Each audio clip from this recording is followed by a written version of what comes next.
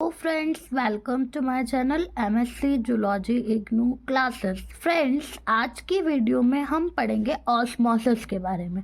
पहले वीडियोस में हम इस चैप्टर के डिफ्यूजन और फैसिलिटेटेड डिफ्यूजन ये सब कवर कर चुके हैं। आज के वीडियो में हम पढ़ेंगे ऑस्मोसिस। तो वीडियो को एंड तक ज़रूर देखिएगा और वीडियो कैसी लगी ज़रूर से ज़रूर बताइएगा। कमेंट ज़रूर कीजिएगा, आपके कमेंट से हमें मोटिवेशन मिलता है, जिससे और भी वीडियोस में जो भी चेंजेस है वो करने में हमें हेल्प मिलती है। तो चलिए स्टार्ट करते हैं आज की ये वीडियो। देखिए, the movement of molecules through a semi-permeable membrane is controlled by the concentration gradient or water present within the membrane, right?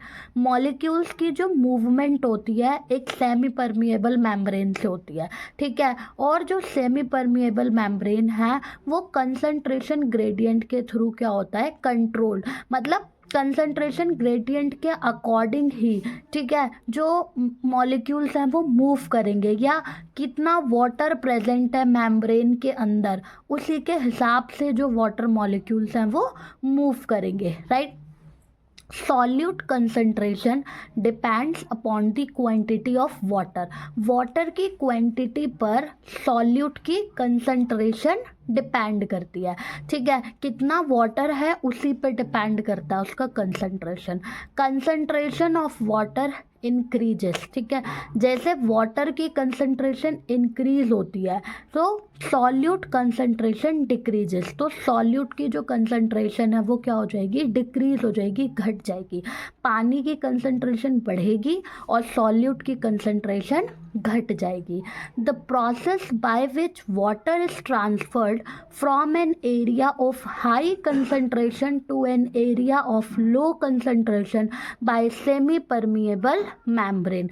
जो प्रोसेस जिसके द्वारा जो वाटर ट्रांसफ़र होता है हाई कंसंट्रेशन से लो कंसंट्रेशन की तरफ, ठीक है, किसके थ्रू, सेमी परमिएबल मेम्ब्रेन के थ्रू, राइट। तो इसी प्रोसेस को क्या कहा जाता है, ऑस्मोसिस कहा जाता है, ठीक। The movement of water occurs in the direction where the concentration is less.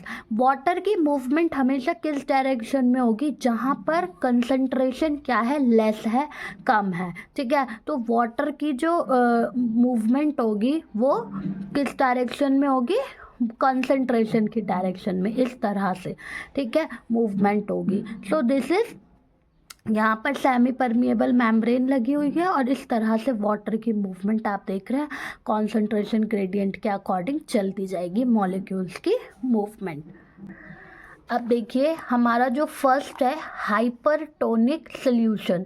Hypertonic solution में क्या होता है, a solution with a higher concentration of solutes than inside of a cell, water moves out of the cell causing it to shrink, ठीक है।